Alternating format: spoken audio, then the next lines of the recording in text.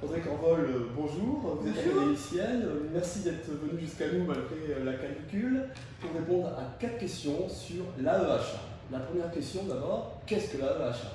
C'est l'association pour l'étude de l'histoire de l'agriculture et elle a été créée pour inscrire tous les problèmes agricoles et alimentaires dans la longue durée.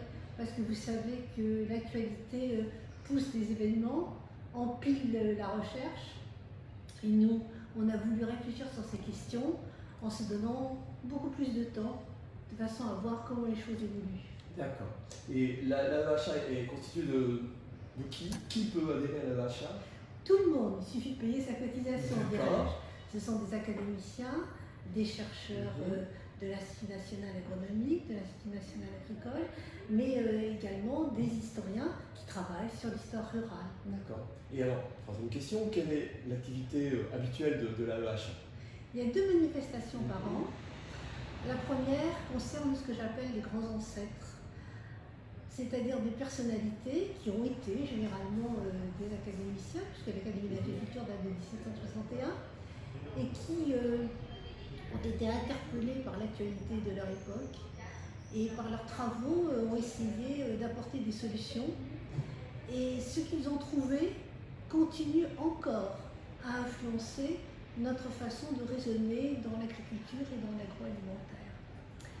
Nous avons ainsi traité Duhamel du Monceau, Olivier de Serres, etc.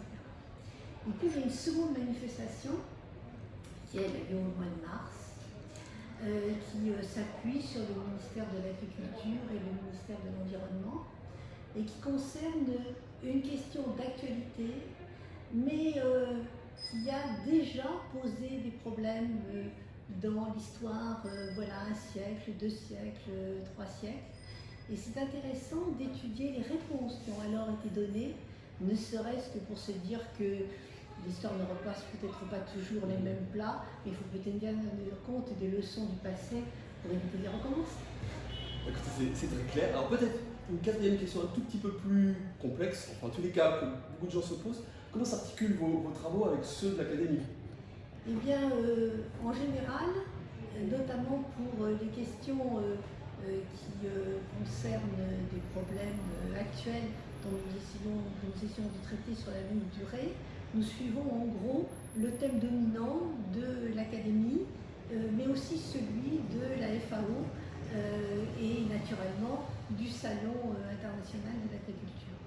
Écoutez, merci André, c'est très clair. Nous en savons désormais plus sur l'AEHA. Et je vous rappelle que vous pouvez retrouver toute l'actualité de l'AEHA sur le site internet de l'Académie d'agriculture de France, www.académie-agriculture.fr. Merci. Nous vous remercions d'avoir regardé cette vidéo. Si elle vous a plu, n'oubliez pas de cliquer sur le petit pouce levé et de vous abonner. Merci et à bientôt.